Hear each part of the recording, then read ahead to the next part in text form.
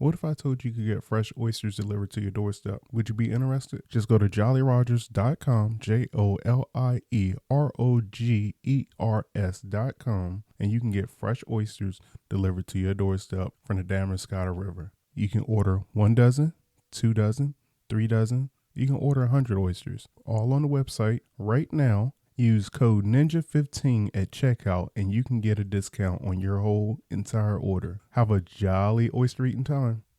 Hey, what's going on, good people? It's Gardner Douglas, your Oyster Ninja. I truly hope you enjoy this episode of the Oyster Ninja podcast.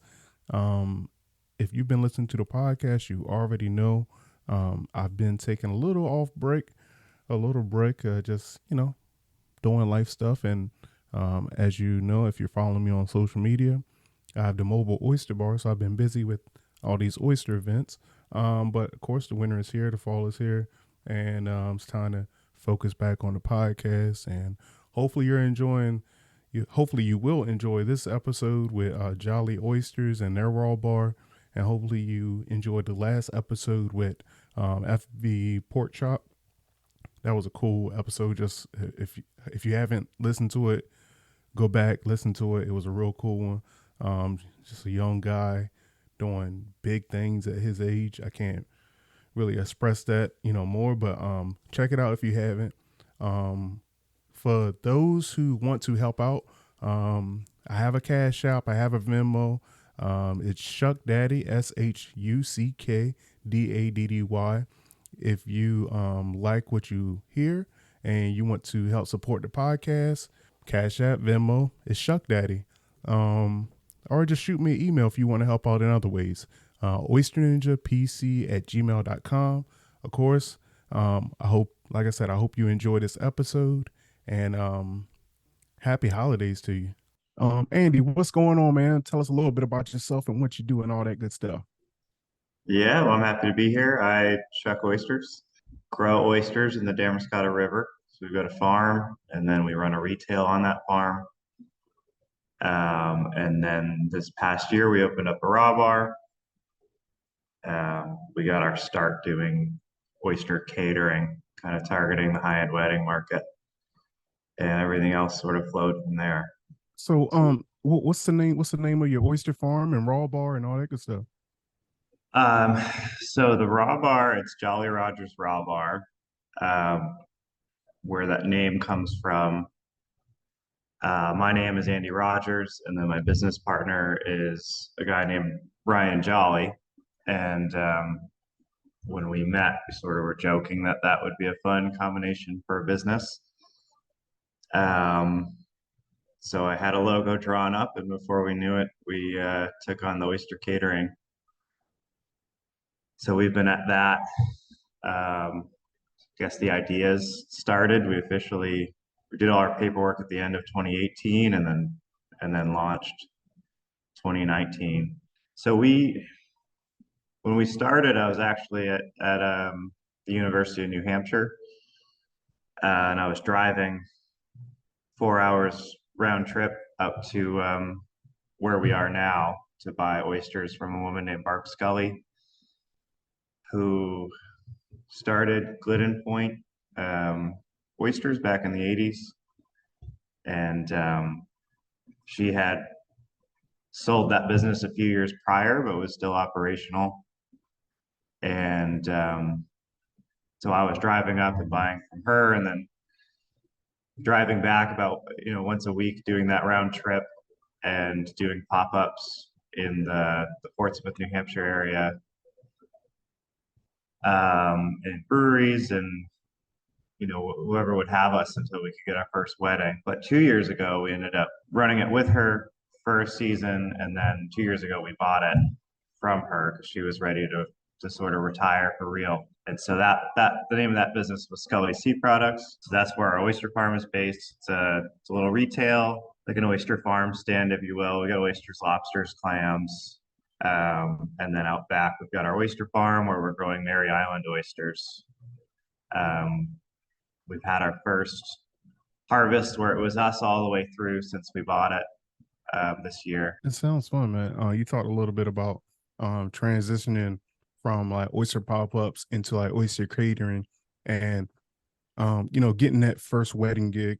What was it like when you finally got that first wedding gig? It was good. I mean, we kind of had a plan and we stuck to it, and we kind of had faith that it would work. Um, I studied hospitality management and eco gastronomy at school, so I was familiar with how catering contracts work, and I've seen that sort of event sales process a few times. And it took a little bit to get used to doing it myself.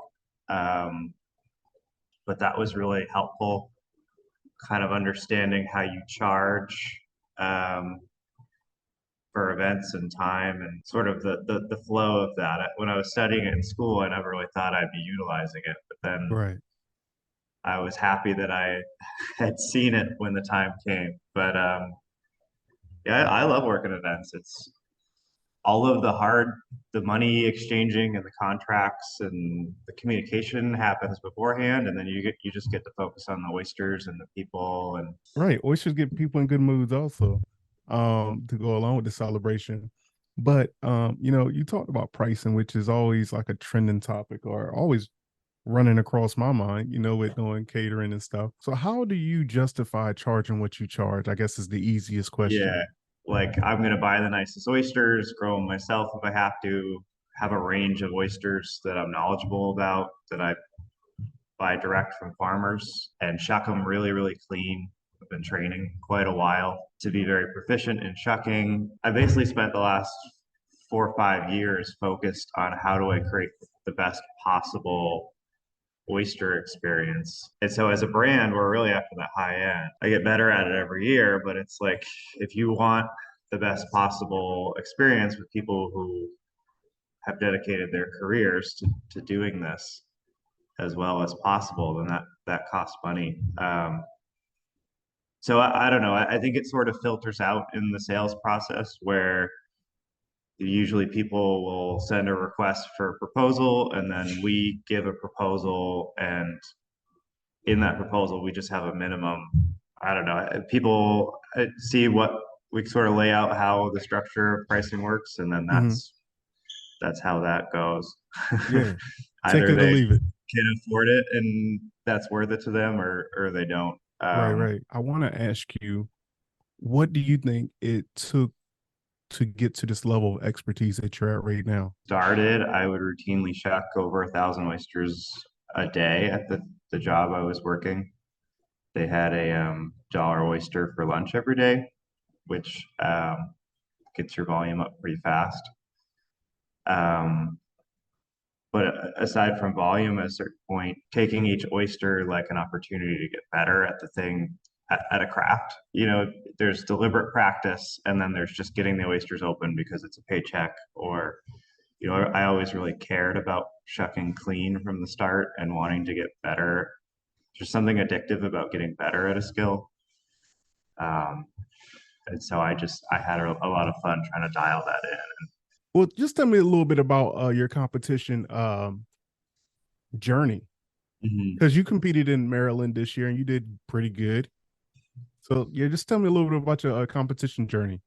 Yeah. Well, I guess one comment on your stream of thought there. I think cleanliness is always the most important factor. Competitions aside, it doesn't matter how fast you go. If you can create a great experience and chuck a clean oyster and really honor that what it took to get that oyster to the table. But competition wise, my first competition, I went down to Wellfleet, um, sort of around the time I was graduating from college and thinking about starting a business in oysters and going all in on that. I wanted to sort of see how I stacked up. Um, and I can't remember how well I placed, but I made it to the second day. Um, but I saw some guys that were really impressive. I saw Chopper Young, Shuck, and Ben Morgan, and Steve Marine, and Kalen, and uh, some guys out of Rhode Island. I can't remember their names, but I saw I had some work to do. There was like more ground to cover, and it sort of energized me to want to get better at that. So that's when I started shucking my hand because I noticed everybody up there was shucking in hand. And I started trying to really dial it in my technique in a way that I never had before. I was always trying to shuck cleaner and shuck fast, but I didn't really have anything to compare it against. Yeah, so I guess I mostly just kind of did Wellfleet. I um, sort of had this idea in my head that if I could ever win Wellfleet, then I would go try nationals. So my third year doing Wellfleet, I managed to win it. Um, and so that was one of those rare years where they don't overlap, which I think is really annoying when um, those competitions should never overlap. We should be able to do both. So No, yeah, that's then true. I went to Maryland and I saw a whole other level of competitor, and so I was fired up to go back home and train and get better for that competition. But I just watch the other shuckers, see what they're doing, take videos, and sort of go back when I get home and watch them and see, is there anything I can take away from this? Last winter, I took a trip to Toronto and I was hanging out at Rodney's, some of those guys, and I was like, all right, well, what are they doing here? What's working? Um, and so I was able to apply some of those things to my technique this year. Um, yeah, I mean, I've still got stuff to work on this year in Maryland. I got fourth, but then we saw Honor Allen absolutely crush. What did he do? 157 after penalties. So that would have been a 139 with 18 seconds of penalties, It's which crazy. is that's sort of what in the back of my mind. That's what I'd like to train towards. Is if you could break 2 minutes for 2 dozen after penalties. I mean that Right. there'd be few people who could touch that. Mm-hmm. So it was impressive to see that happen in person. And yeah, I watched footage of myself shucking, and one thing I had a duller tip on my knife going into the competition because I wanted to sort of minimize my penalties. And I find if I have a really sharp tip, then it's easier to sort of accidentally um, make little cuts on the meat. And so after reviewing the footage, I saw that I was just losing too much time with the hinge. And so now I've, sharpened up my knife and, going back to the drawing board. But Well, I've been trying to develop my own knife for a while. I haven't gotten there yet. I'm getting close. it's funny because I've also been watching some footage of you, and what I saw was actually it was pretty daggone smart. Well, it's everybody has their own style, but I like yours. From what I saw is it's like you were up on the knife, so you didn't allow a lot of the blade to go in the oyster, which also that helps on penalties because you have more control. And then you don't have to worry about busting the belly as much, which is also smart. Um, and a couple other things, but we'll talk about it offline. I don't want to put all your stuff out there, but That's all right. but no, you got it, man. Great technique and just consistently like doing every oyster like pretty much the same. I was like, damn, it was good.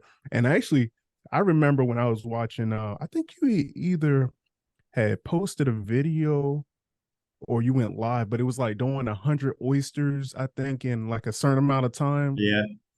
Yeah, I I managed 7 minutes, 9 seconds. right. And I was like, oh shit, I hope he don't come to Maryland. Yeah. Although the oysters in Maryland are different than what we're shucking here. So anybody Mm, who's used to those Chesapeakes are have an advantage.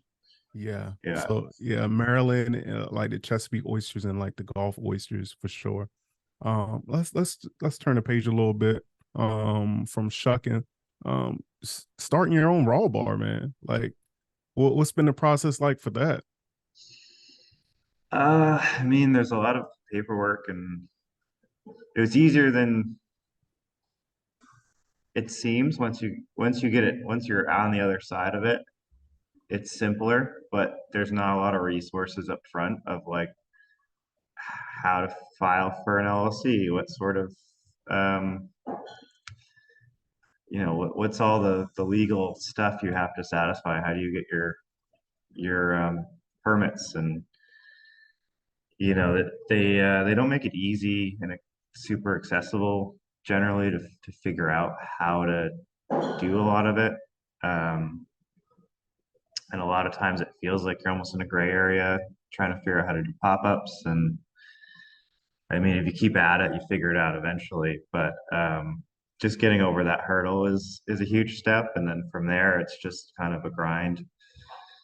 Um, Being out there and meeting people, and when we started, I was sort of our goal was always to say how many people can we make say that's the best oyster I've ever had.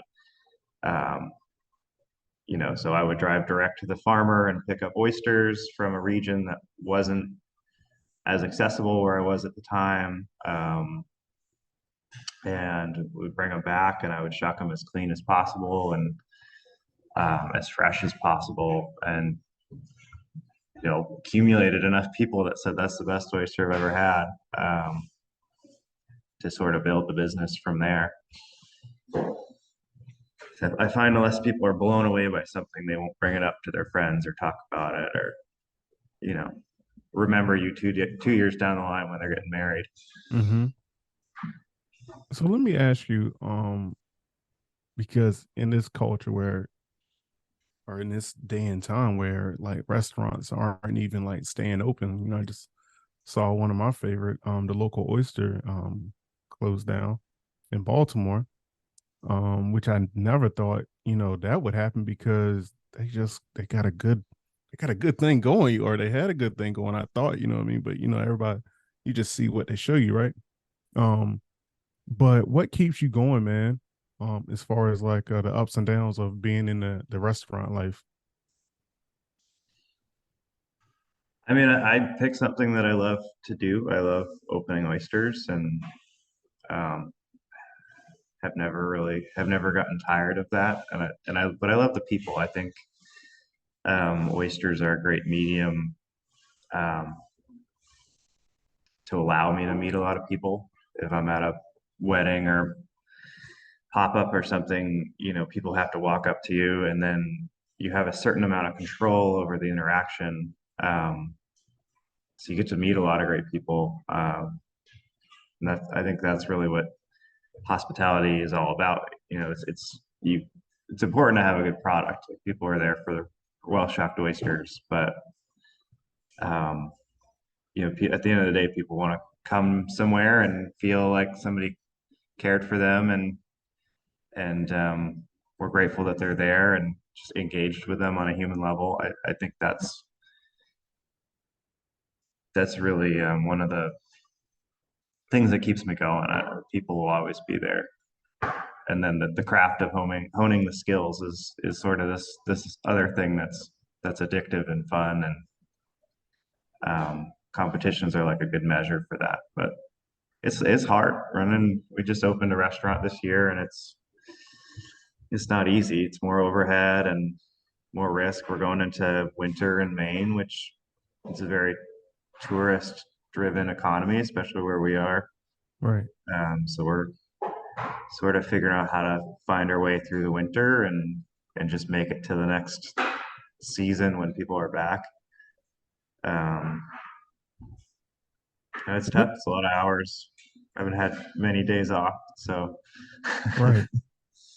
What does the restaurant industry, I mean, I know it's like, dead because of not it's no tourists, but so what do you guys do, I guess, to is it easy as just cutting back or cutting back hours, or like how do you supplement over the winter? Because I know like even far as like you know, oysters growing. Like they're kind of just dormant during that time, right? Mm, So, what do you guys do during that time period? well, we're figuring it out. Right. Um, Good answer. before, when it was just the catering and the farming retail operation, we would go till New Year's, get through the holidays, and then sort of take a break until the spring.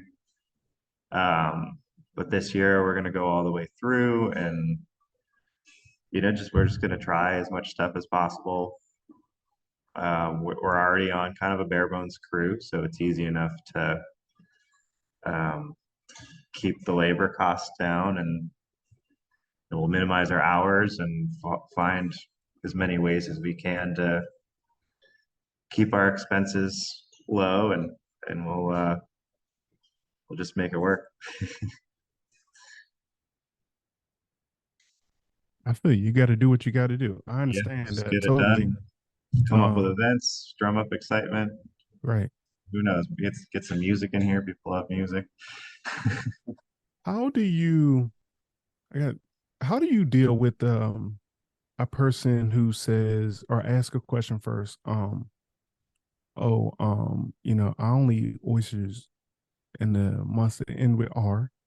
And how do you guys stay open for business when you can't eat oysters during the R months?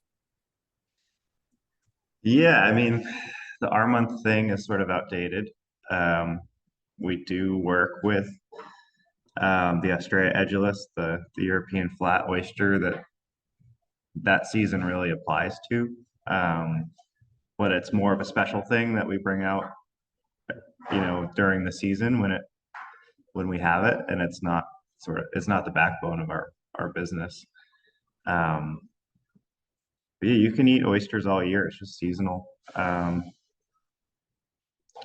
It actually, like, the fall is my favorite time to eat oysters.